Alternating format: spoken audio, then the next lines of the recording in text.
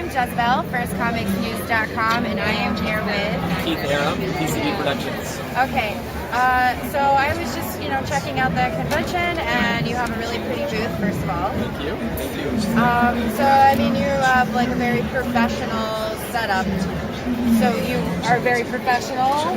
This is our 13th year at Comic-Con, so you learn a lot, from coming here each year. We started with a small 10x10 booth, and we were in the creator section, and then Comic-Con loved what we were doing, and they started to move us, and we're actually here in the middle of the studio section. Absolutely. I think we're the only creator in the studio section, which is kind of wild. You have a lot of foot traffic. Yeah, a lot. And so we show really well because we have trailers, and we have all this interesting technology, and all painted graphic novels and videos and other things, so people kind of see what we're doing and they're like, is this a movie? Is this a video game? And I'm like, sure. Just graphic novels, but they're becoming movies and they're becoming video games. Sure. And people know my background as a video game director and working in video games, so I think I have that aesthetic built in anyway. Okay. So it kind of works in this section. Okay, so what video games have you worked on in the past? I've worked on about 650 games over the past 20 years. I started to done tons of the Tony Hawk video games. I started in music and sound. Okay. Worked on the Ridge Racer video games. I've directed the Actors on 11 Call of Duty franchise video games.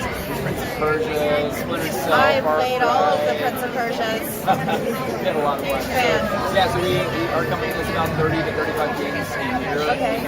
Everything from console games to virtual reality to augmented reality, and we're now moving into motion pictures and television. Very cool. Yeah. So you do have a movie.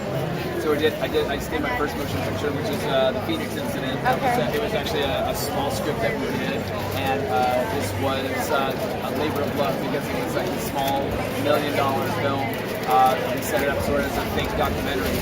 We did this whole viral campaign around the movie, and it generated about 20 million engagements, and worldwide, and that sort of launched into the film, and then we got a theatrical release, and we were in 500 cities, and the movie's now on streaming media, and we just did these kind of special Blu-ray DVDs that have this whole viral campaign on the back of it, and we met with all of the top UFOologists and researchers in the industry, and we did a documentary with them, and we put that out, and we've been at Roswell and the International UFO Congress, and so this little movie has become this kind of a cult sort of interesting film. So as a first-time director, it was an amazing experience. Okay, well, it's a different being from video games going to doing something like this.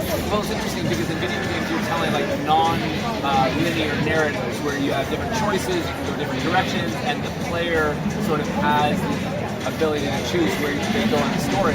But in a movie, it's the director's choice, and you're guiding from a very specific vantage point. So I took a little bit of my background in video games, and I wanted to have this very immersive experience. So I took the position of a documentarian who has access to recovered footage, and military footage, and surveillance footage, and news footage, and put that all together so you get different perspectives the way you would in a video game, and try to put that into a film. And that's kind of how we did the viral campaign, because we hid all these little clips of the film all over the internet. And we teamed up with Fandango and Loot Crate and Shazam and Celestra and all these companies, and we would give them footage from the film, and our social media characters, which are characters in the movie, would tweet out or have Instagram or other things, and they would link to these hidden sites. So the audience would find it, they would know it was a real thing, because it was based on real UFO sightings or conspiracy theories or cult theories or other things, and then they would find that footage and they would think it was real, and that would push back into the movie. So we had 20 million people following all that. So it's kind of a video game approach. That's cool. And our whole cast was all video game actors. So we had Troy Baker from The Last of Us, and Yuri Lowenthal from Spider-Man, and Liam O'Brien and Travis Willingham from Critical Role, and Matt Mercer, and Valerie Arem, and all these people that are all in video games. And it was a great experience because we're all used to doing stuff for voiceover and other things and motion capture for video games, but actually do it on camera for an action film was an amazing experience, and so I loved it. I had a great time. Good. Yeah. That's exciting. Thanks for telling me all that. So, I enjoy your enthusiasm and your passion. And, so you are though you also are doing graphic novels. Yeah, so the graphic novels, the idea was to sort of storyboard a story before we go into production on a film. Okay. And you can sketch that out, you can do stick figures, you can do any kind of storyboards you want. For me, I had grown up loving books like Arkham Asylum and all these really gorgeous painted comic books graphic novels. So when I did my first book, Ascend, that was sort of like the sort of the direction I wanted to take it. I was going to do storyboards. I wanted to visualize it with the tone and the feel and the look of that. And so I would, this was a book I did called Dead Speed, and every page was painted. Every page was, fully realized. That would have all the characters and how that would look. And very pretty. Yeah, it just looks instantly. It just draws you into the world, right? And so a lot of these books, I was bringing in amazing artists. This is with Christopher Schei. I did another book called Infects with a guy named Shake J. And those books were really interesting for us because Ascend, the first book, came out with leather covers and vellum sheets, and Infects is all done in metal. And so to have a graphic novel that becomes a coffee table book as opposed to just a comic book, it becomes its own thing. And those were great storyboards to get the movies going. And so Phoenix, we're going to have a graphic novel with it. Crossroad, one of my next films, we have a full graphic novel ready to go. And in fact, here at the show, we just got an offer to make this into. I saw that. Yeah, that's pretty awesome. Yeah, that was a very. So who is it? Or I can't say. Okay, Say but it was a very well-known producer. Big project, so it was great. So and that was amazing because he's been approaching me for years when I did this, and today he was like, okay, let's do it. And that was the green light I needed. Very cool. Well, congratulations. COC's con's been going pretty well for you. It's been very good. It's been good. And the nice thing is that all these books, we've had them and we've been developing new ones, but this was the last of our sold-out books. And so for us to connect here with the fans, for them to get autographed copies of the final edition before we sell out. Some people just are finding it for the first time, even though these books some of them are a few years old. People are finding it for the first time and they're brand new, and it still is different than everything else you see on the floor. So I love the idea that we're kind of in our own space and we're not competitive to other artists or other writers. We just have our own stuff together. I've noticed this year, and it's been a thing. It's kind of a pet peeve of mine, but it's been a thing, a growing trend over the last couple of years where it's more of like the big pretty shinies and less about the actual comic books and having books on tables. And I don't know where that breakdown, people want to have something, they want to be able to buy stuff, and they like art trends and they can't find them anywhere else, and they like to do the interactive things, but that really hurts books. So I was very pleased to walk by and see that you had books on tables. That's to me, because I come from a world of digital media, and we are creating something that's cheaper and easier to distribute digitally. You can keep the quality really high. You can add in music and sound effects and dialogue and other things. But at the same time, it cheapens it a little bit because people look at a 99-cent app and they're like, ooh, do I really want to pay 99 cents to download this on my phone? And yet people will come out and they'll throw $30, $40, $50 on some, an autograph or something that's there. And it's no disrespect, it's just that there's a disconnect technologically of what people are willing to buy when it comes to digital. So for me, if you're going to buy someone's artwork and someone's story, yeah, you can do the digital version if you want to get the, sort of the world and that. But if you're going to have something that's going to be part of your life and it's going to be part of who you are, then that thing sits on your coffee table, and that means it's a gorgeous piece of artwork that you're going to always want to share with people.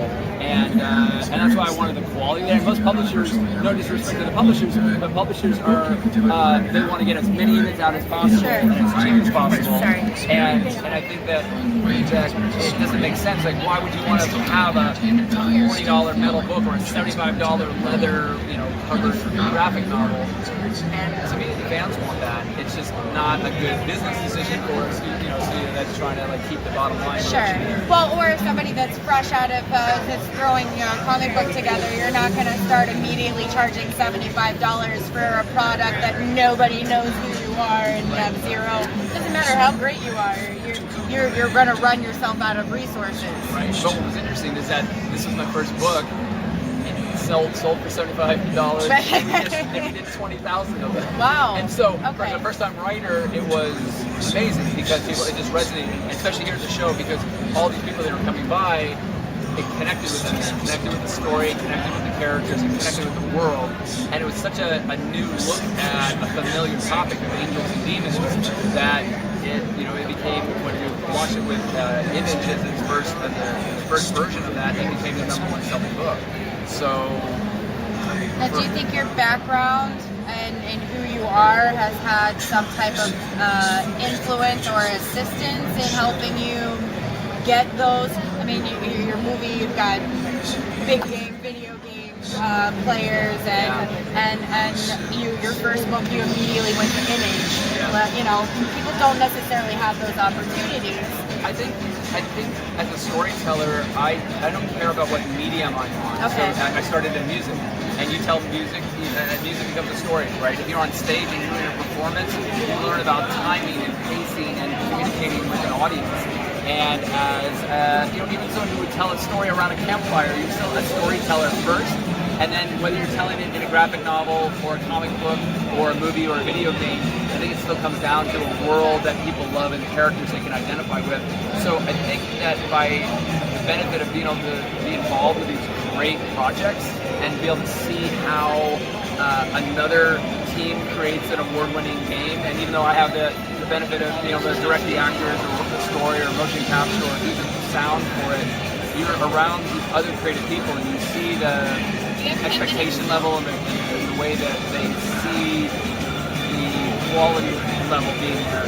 So that kind of raises your own bar to make sure that your stuff is as good as everything else you're associated with. Sure. And I think when I've decided to move into my own projects, it needed to be as good as these, award-winning games that I was already involved with, but now as my own, it's got my name on the top of it as opposed to the publisher or the developer. And so it's a good company to be in, and as a result, then those people say, oh, you're doing more, so we want to work with you, and that kind of creates more work. And it's interesting, being creative, it's sort of like exercising. If you don't exercise for a while, you don't want to. You just want to sit around and like, oh, I'm too tired. Sure. But the moment you start exercising, then you're like, oh, hey, this feels good. I want to go back out again, and kind of it's a positive cycle as opposed to a negative cycle. And creating things is sort of the same thing. It's like this positive cycle that once you start creating, you say, oh, I have another idea, and it spirals off, and you favorite another one and another one and another one. But if you stop, then it's harder to then kind of find those creative sparks again. Sure. So to me, like the more you do it, the better you get at it.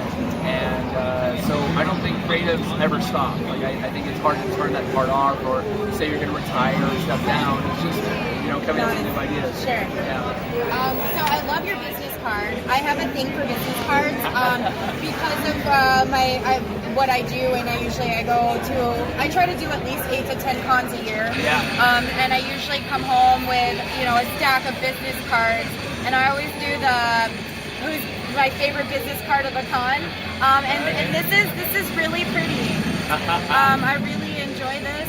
And so it's also one of my things too is like when I'm interviewing people or I'm talking to people or even just saying hi, give me your information, I'll go home and check out your project. Right. And then I'm like, I can't match up the business card with the photograph I even took at their booth. Right, you're like, yeah. Like, I don't know, who are you? Right. So, and a lot of times the people they just kind of throw the generic information, or it doesn't necessarily reflect them specifically. Yeah. But like this is very unique business card, and I'll show you one very special one. Okay. So I don't do too many of these, but Okay. I don't think anyone's actually really even asked to see this one. I have it, so I just did this one. Ooh, that's cool too. That's pretty. That's pretty rad. I like that. Yeah. So, and then I'm designing one right now that has a chip in it. But, So then you'll have this in all of our trailers and all of our other things that come up, and we have like all this like, kind of hidden stuff. Very cool.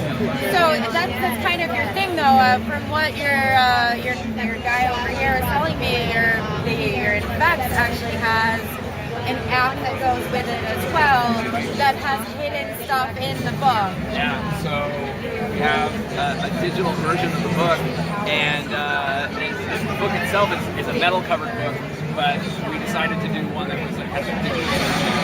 And the idea with the app is that The story is four guys going to the essentially desert. experience the same story, but then you have everything voiced, you have sound effects, you have music, you have all these sort of touch points and other things, and we have all these celebrity actors that came on, Lance Henriksen and Michael Wincott, William Fichtner, Nolan North, and all these great actors came on board to voice all the characters. And we released it as an app, so you could actually take it here, it would display all of our company stuff, and now it's a fully interactive version of it. So it's not meant to be a video game or an animated story or anything else like that. It's just literally a graphic novel, but everything comes to life with touch. So even to open the front cover of this, you take this, I don't know if you can see this on camera, but it'll scan my fingerprint. So it'll open this, it'll open the cover, and it'll allow you to now to get into this world, and there's music and there's sound effects, all the music. It will have, you can customize it, there's hidden codes everywhere, you can actually read about everything, you can sign up and have a direct sort of communication with us. You can play trailers. So that I was going to ask you, like, do you interactive? How do people find your product, or how do you get a hold of you? Yeah, so we have sites for all the different projects, for Invex, for Dead Speed, for Ascend. The main company is PCB, so it's PCB.cc and PCB.productions.com. But now with Phoenix Incident, we have a whole site that's for Phoenix Incident, and we're going to be releasing new sites for a lot of the upcoming projects. That's really pretty too. And what's nice about this is that once you kind of go in, you kind of bring your fingers in here, you'll go in, and now the book sells, the hardcover book is expensive for collector's edition. We're going to do a digital version of the book. Now you can do it so you can either watch it passively like a motion comic, or you can interact with it. And if you interact with it, the idea would be that you can turn pages, and as you turn pages, when you activate them, they actually come to life. Right? And then when you touch things, you actually have neat animation. So it's not meant to be an animated story, but you can actually sort of interact with it. Yeah. But what you can't hear with all the sound here is that these are all celebrity actors voicing all of the characters, and you're hearing music, and the music is definitely professional. It's high grade. Yeah. It's good work. And for people who just want a purist aesthetic, you can just hit two fingers here, you bring up a whole panel here. I can navigate anywhere in the story if I want to, but I can also turn off the panels, I can turn off the dialogue, I can turn off the music, and I can just read like a comic book. Cool. And if I also don't know what to do, it'll just automatically go on its own. So people will kind of look at a page and be like, what do I touch? But if you just let it go, it'll actually follow the progression of the story. Cool. And it's just kind of a different look, like you're looking into Windows as opposed to a traditional comic. So this has tons of viral posts. It has our whole viral campaign embedded in it, and it has so many other things that allow the audience to feel like they're part of the story, and eventually they become characters in the story. They can interact with other users of the book. So this is sort of baby steps for me, kind of taking a video game approach to a comic book, but still retain the aesthetic and the sort of being true to what the comic book was meant to be. So when you're reading this book, it's just you're hearing it how I'm envisioning the actors saying the lines, how the emotion should be of that. And it's surprising the emotion, but it actually really draws you into the story.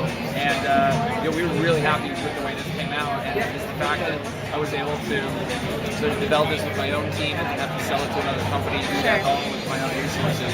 As a creator, I feel so much more attached to my own project. So, All right, so this is my question that I ask everyone. All right. Okay. If there was one thing that you would want people to know, which they may not, however you interpret that question.